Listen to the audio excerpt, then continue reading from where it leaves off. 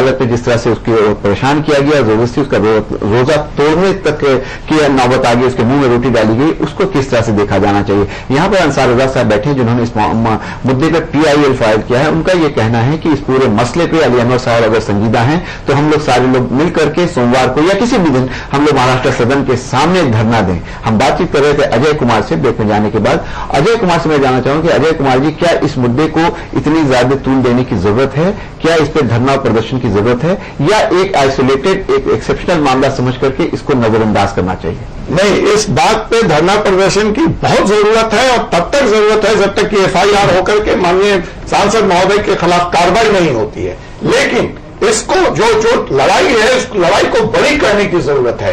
एक MP तृणमूल कांग्रेस का कहता है कि अगर तुमने हमारे साथियों पे हाथ लगाया तो मैं रेप करा दूंगा पूरे गांव में।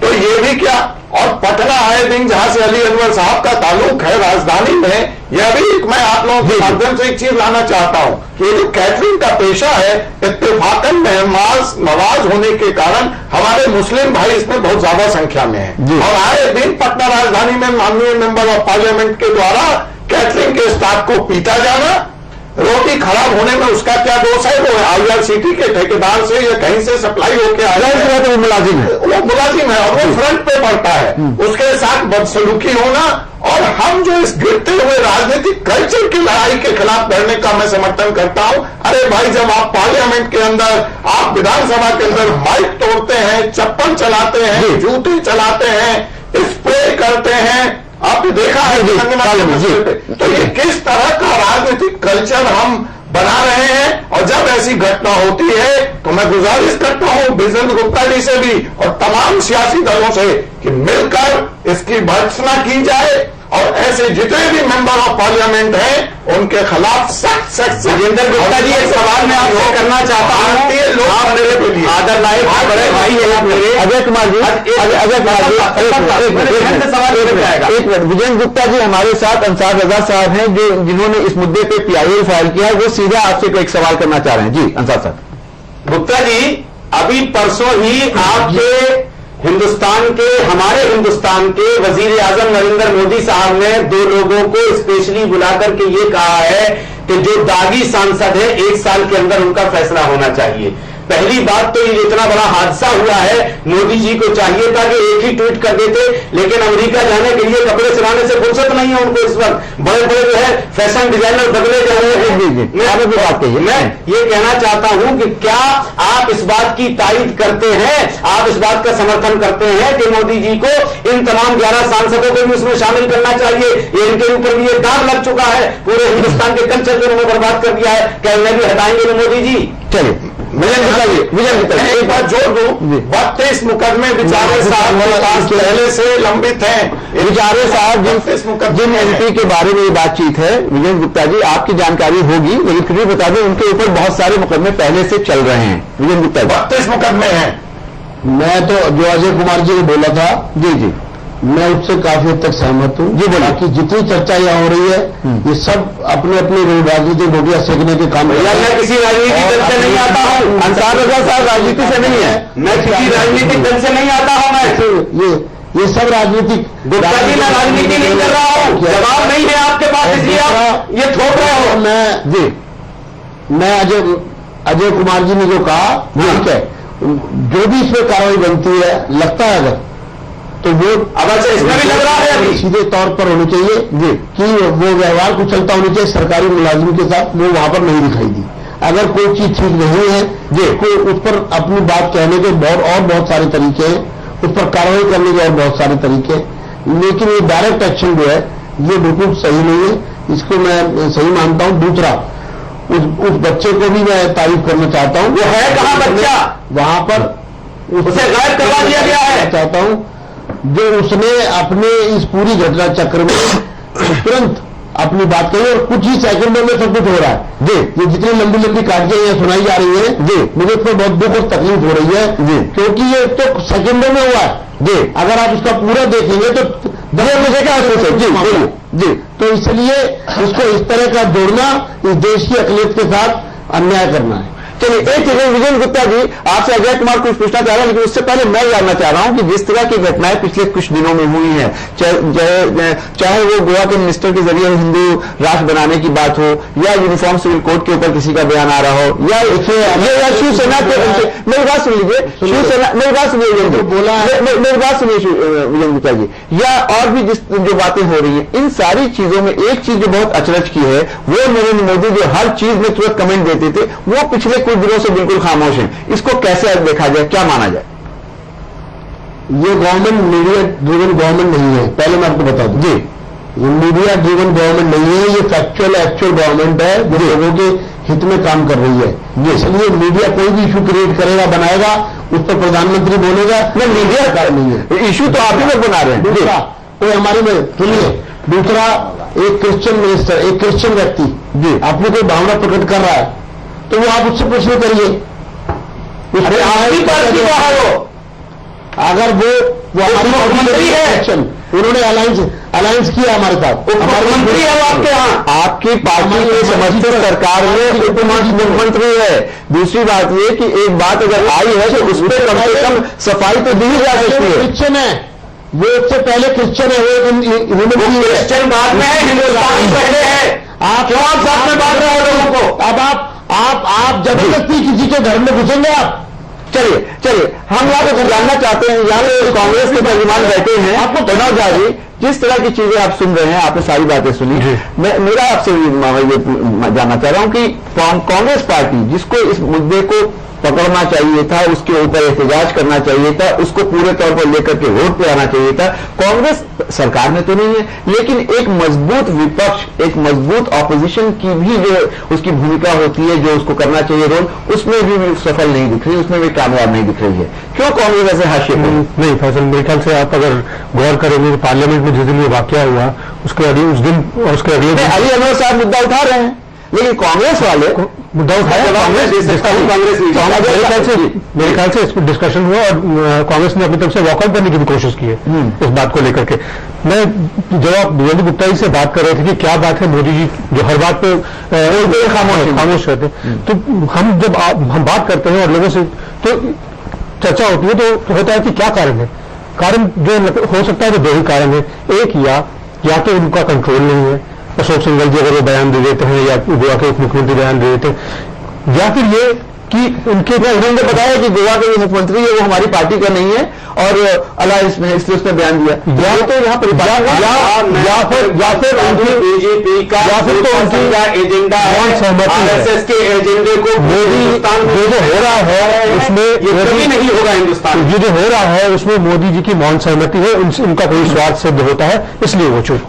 अरे आप कुछ कहना चाह रहे थे? नहीं, देखिए मैं बार बार एक ही बात कह रहा हूं कि हमें नफरत नहीं थी अंग्रेजों की कौमी सूरत से, हमें नफरत थी उनके अंदाजे हुकूमत से। अगर अपनों की भी हुकूमत रहबर हो नहीं सकती तो हमें उनसे मोहब्बत हो नहीं सकती। जनता की तरफ से हमारे रहनुमाओं को यह खुला संदेश देना चाहिए। और माननीय विजय गुप्ता जी जो कह रहे हैं कि बाकी सब बहस बेकार है, फैसल साहब आपकी सरकार है FIR दर्ज कराकर अविलंब उस माननीय MP महोदय साहब के खिलाफ कार्रवाई करके फैसल साहब ने एक सवाल किया है, खत्म किया है। अजय जी फैसल साहब ने एक सवाल किया है, कांग्रेस पार्टी के तर्जुमान यहां बैठे हुए हैं कि इस मामले को कांग्रेस खामोश हो रही है, उस तरह से रिएक्ट क्यों नहीं? देखिए कांग्रेस अब इस बात को समझ चुकी है कि मुसलमानों के मसले को उठाना फजूल है, अब ये हमारे हाथ से बाहर जा चुकी है, बेफालतू मुसलमान। अली अनवर साहब उठा रहे हैं, इसी वजह से अली अनवर साहब सोच रहे हैं कि अब हम आकर के बात करके मुसलमानों को गोद में ले लें। कांग्रेस के लिए अब बेवकूफ नहीं रहा है, अब वो समझदार। अली अनवर साहब कुछ कहना चाह रहे हैं? अली अनवर साहब, उसके पहले मैंने कहा रजा साहब गठबंधन की राजनीति ना कर पाए कांग्रेस के द्वारा। अब साथ जैसा हमारे मुद्दे को कांग्रेस ने जानबूझ के नहीं उठाया, इसलिए उसको मालूम है कि कुछ भी कर लिया मुसलमान उसको देना चाहता है। शायद इसी वजह से अली अनवर साहब ने इस मुद्दे को लपका है और इस पे उन्होंने पार्लियामेंट में हंगामा किया है। कैसे देखते हैं अली अनवर साहब? नहीं देखिए फैसल साहब, जी बोलिए। ये बात सही है कि सबसे पहले हमने इस सवाल को उठाया जी, लेकिन हमारे सिर्फ उठाने से नहीं होता जी, तमाम अपोजिशन बीजेपी और शिवसेना को छोड़ करके जी सब लोग, उसमें कांग्रेस पार्टी भी शामिल है, सब लोग हाउस में खड़े हुए।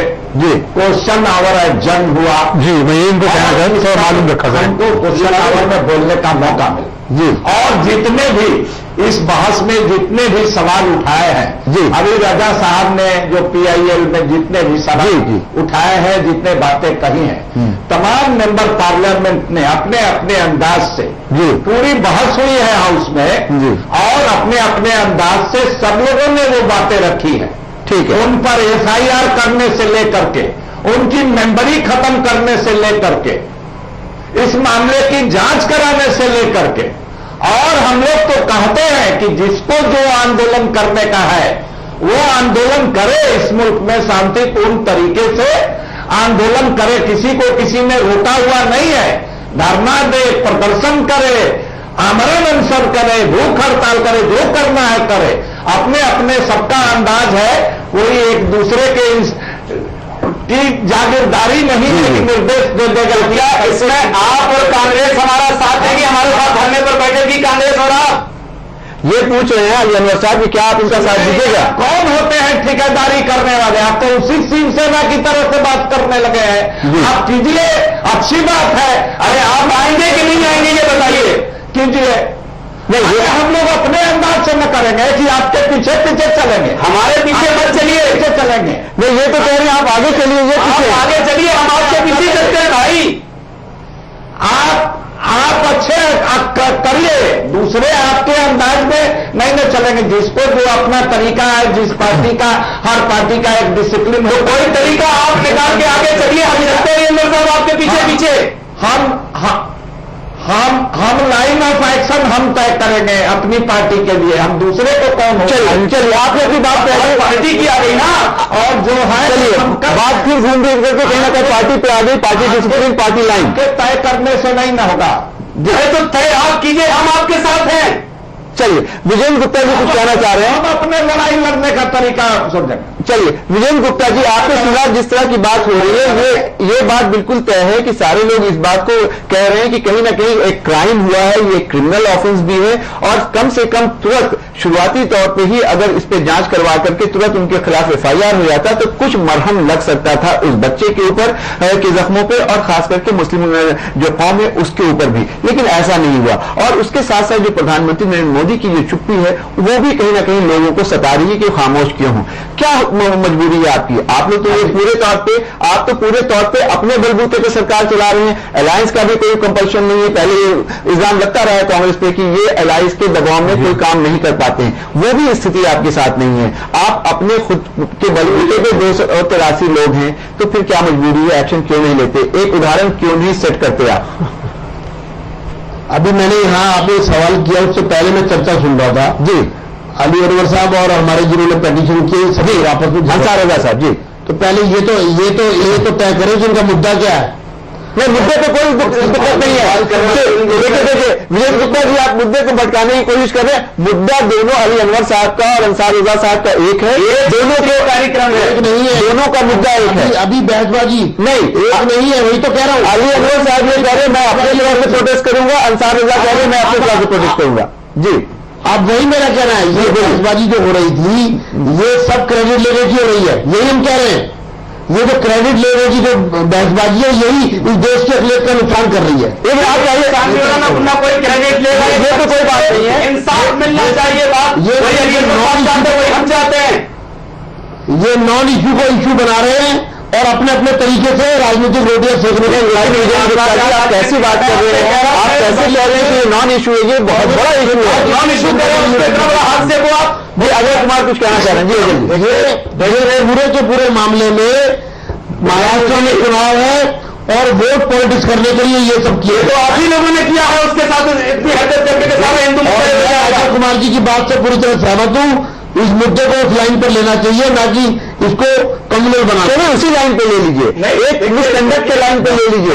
एक मेंबर ऑफ पार्लियामेंट को अपनी जो सीमा है उसको लांघने के तौर पे ले लीजिए, इसी तौर पे लीजिए। मेंबर ऑफ पार्लियामेंट के व्यवहार पर जी व्यवहार, मेंबर ऑफ पार्लियामेंट का जो व्यवहार है वो एक आदर्श व्यवहार होना चाहिए, और इस तरह से चाहे स्पॉन्टेनियस व्यवहार था, लेकिन उनको ऐसा नहीं करना चाहिए। तो उनके साथ आपकी पार्टी क्या कर रही है? उसके लिए उन्होंने माफी मांग ली है। माफी मांगने से उसका बेटा वापस आ जाएगा। और अगर माफी मांग ली है तो क्या मतलब ये है कि अगर माफी मांग ली है तो मुद्दा समाप्त है। तमाशा मारने माफी मांगते हैं। मैं एक बहुत इंपॉर्टेंट बात करना चाह रहा हूं फैसल साहब, इस दिन से आपका बहुत ही एनालिसिस मंच है जी। और मैं अली अनवर साहब और हमारे साथी जिन्होंने PIL की है, मैं भी विजय गुप्ता जी की एक बात से सहमत हूं कि ये नॉन इशू है, इसको इशू न बनाया जाए। FIR करके इस मसले को कानूनी पहल तक ले जाया जाए। जहां तक FIR का सवाल है, वो कंप्लेनेंट सामने आएगा, उसको कंप्लेन भी देना पड़ेगा, ये भी कानून का एक पहलू है। एक बात जो मैं और कहना चाह रहा हूं कि इस तरह के छोटे मुद्दों को पकड़ के वास्तव में हम अखिलियत का नुकसान कर रहे हैं। मोदी सरकार ने ट्वीट नहीं किया, यह सवाल बन गया, लेकिन मोदी सरकार ने भी अखिलियतों के लिए एक बहुत ही महत्वपूर्ण फैसला लिया है। वो ये है कि जिस मुस्लिम भाई का, जिस माइनॉरिटीज का 6 लाख से कम सालाना इनकम है, उन बच्चों को विदेश जाने के लिए बिना इंटरेस्ट, बिना कोलेक्टरल सिक्योरिटी लोन दिया जाएगा। ठीक है, मैं चाह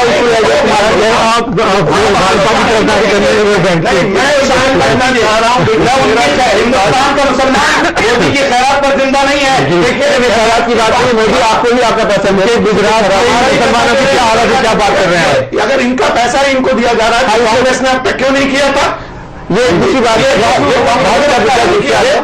गुजरात के मुसलमानों की हालत जरा अजय कुमार जी से बयान करवा ले उसके पहले। आप बताएं बातें करें, कहाँ किस स्कीम की बात की, कौन जानता है, कौन से अखिलियत का नुकसान न करें अपने वोट पॉलिटिक्स के लिए।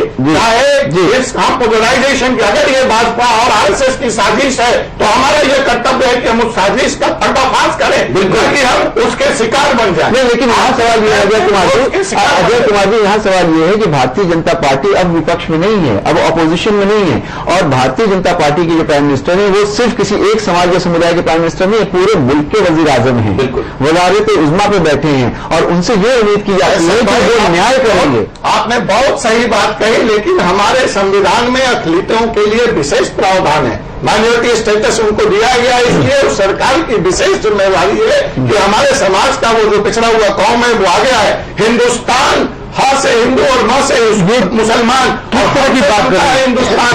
अगर इस देश का मुसलमान पिछड़ा हुआ है तो हिंदुस्तान तरक्की नहीं कर सकता। और मेरी गुजारिश है आप तमाम लोगों से कि अगर हम इसको हिंदू और मुसलमान के चश्मे से आगे बढ़कर हिंदुस्तान के चश्मे से देखने की चलिए, समय क्योंकि कम है, आपसे जानना चाहिए इस तरह की जो बातें हो रही हैं, जितने भी MPs हैं, MLAs हैं, एक बात और अजय कुमार ने कही, ट्रेन में भी अक्सर ये देखने को मिला है, टोल नाके पे भी हम लोग देखते हैं कि लोग आते हैं, पार्टी का झंडा लगा के आते हैं, टोल नहीं देते हैं, उसके बाद वहां पे हाथापाई करते हैं। तो अगर इस मुद्दे को, अरशद के मुद्दे को थोड़ा अलग करके भी देखें, इसका दायरा बढ़ाएं, तो ये बात एक दिख रही है कि कहीं ना कहीं जो MLAs और MPs और जो चुने हुए नुमाइंदे हैं, उनका जो कंडक्ट है वो भी बुरा होता जा रहा है, या उसी प्रवृत्ति के लोग, उसी नेचर के लोग, उसी स्वभाव के लोग ही पॉलिटिक्स में आ रहे हैं। इसको रोकने के लिए एक जिम्मेदारी पार्टीज के ऊपर है। आप क्या कहिएगा? मैं एक सेकंड छोड़ दूं, ये अभी हमसे कह रहे थे कि जो मेंबर ऑफ पार्लियामेंट इनका ने वो बदतमीजी की थी, आज वो माननीय भाजपा के सदस्य है, तो हर पार्टी हमारे बराबर है इस मसले पर। जी,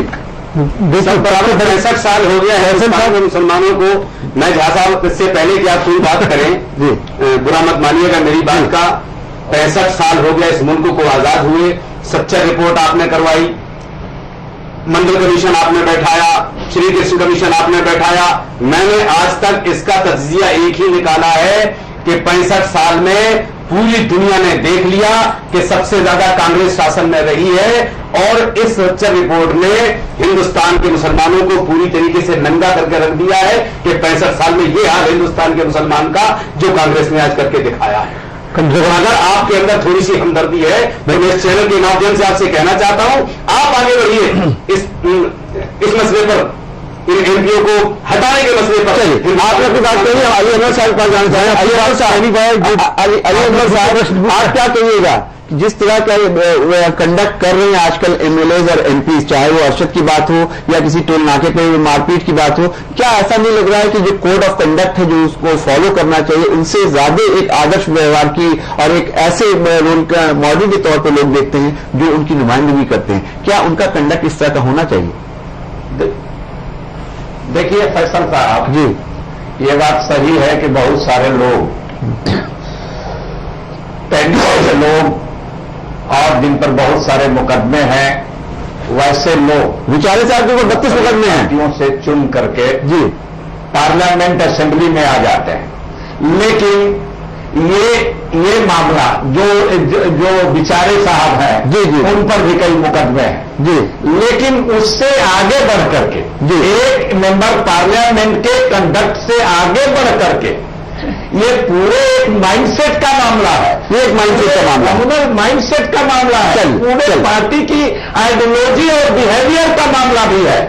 चलिए, इसीलिए ये ज्यादा चिंता की बात है। वीरेंद्र गुप्ता जी, आपसे चलते चलते ये जानना चाहेंगे कि अली अनवर साहब ने अपने लास्ट कमेंट में ये कहा कि ये सिर्फ कंडक्ट की बात नहीं है, ये माइंडसेट की बात है, एक सोच की बात है, उनका की जो विचारधारा है उसकी बात है। कैसे देखते हैं आप? ये जो घटना है इसमें कहीं सोच दिखाई नहीं देती। ये भी मैं कहूंगा कि ये भी अकलियत का नुकसान करना। देखिए, आप सही मुद्दे को पकड़ करके अगर इसमें सोच निकालेंगे तो मैं आपकी बात पर पूरी चर्चा करूंगा जी, लेकिन इस मुद्दे से सोच को जोड़ने का मतलब है कि आप प्रिजुडिस हैं और आप पूर्वाग्रहों से ग्रस्त हैं। चलिए, अंसारुल्लाह साहब, आखिर में चूंकि आपने मैं कुछ कहना चाह रहा था, मुझसे प्रश्न पूछा था बीच में अंसार साहब आ गए कि ये बेसिकली मुद्दा जो है वो क्रिटिकल ह्यूमैनिटेरियनिज्म का मुद्दा है कि मैं शुरुआत में ही कहा था कि एक तो माहौल ऐसा है, चुनाव के बाद 7 दिनों में एक के बाद एक जो मैंने घटनाएं बताई आपको, आखिर में अभी गोवा का और मुजफ्फरनगर सहारनपुर तक की घटना तक का, और मैं उसमें ये कहना चाह रहा था कि कंट्रोल कैसे हो ये कि जब कोई आदमी चुनकर आता है 14 लाख 12 लाख 14 लाख लोग उसको वोट देते हैं, तो जब तक लोग नहीं देखेंगे वोट देने वाले कि हम कैसे लोगों को चुनकर भेज रहे हैं, दिखाई रहे हैं जी, शुरुआत है वो कि लोग जब तक ये लोग कंट्रोल नहीं करेंगे, जहां से ये चुन के आते हैं महाराष्ट्र के लोग, वहां उनसे ये प्रश्न हो, अरे तो पार्टी टिकट क्यों देती है ऐसे लोगों को? जी, तो वही बात होती है, पार्टी क्यों टिकट देती है? कैमरे पर दिख गया है, विचारे में जिसका सेना उनको टिकट ना दे, क्या किया है, किसने क्या नहीं किया, फिर भी बुला बुला के उन्हीं लोगों को दिया जाता है कि इनकी गुंडागर्दी के व्यवहार जो है अभी काम में जिस तरह का हो रहा है, मैंने कहा आपको व्यवहार जो है आदमी का ओवरनाइट चेंज हो जाता है। आप कुछ कह रहे? मैं विजेंद्र गुप्ता जी, आपको मैं भाई की नजर से देख रहा हूं, मैं सिर्फ इतना कहना चाहता हूं, आपने जो ये बात कही है कि इसको ज्यादा तूल नहीं देना चाहिए, मैं इसको यही ठप कर देता हूं। मैं मानता हूं आपकी बात को। मैं सिर्फ आपसे इतना कहना चाहता हूं कि चाहे महाराष्ट्र सदन का मसला हो, तो गरिया जी ने जो बयान दिया उसका मसला हो, अशोक सिंघल ने जो बयान दिया उसका मसला हो, या महाराष्ट्र गोवा के जो मंत्री ने बयान दिया उसका मसला हो, इस पर आपकी पार्टी का क्या नजरिया है, मोदी जी का क्या नजरिया है, वो 2 लफ्जों में बता दीजिए, मैं बैठ जाता हूं। आप इस सारे मुद्दों को एक साथ मत बुलाइए, ये एक जवाब नहीं हो एक स्थिति में एक लाइन में इसका जवाब नहीं हो सकता। आज जो चर्चा का विषय है वो महाराष्ट्र सदन की घटना है।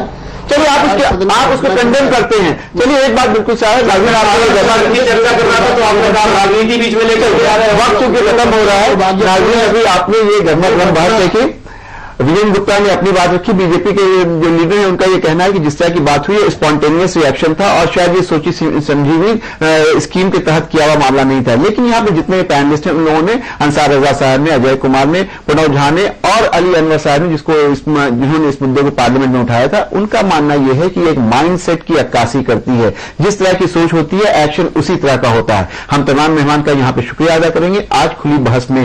बस इतना। आप आलमी समय को इंटरनेट में देख सकते हैं, लॉग ऑन करें समयलाइव.com। फिलहाल हमें इजाजत दीजिए और आप देखते रहिए आलमी समय।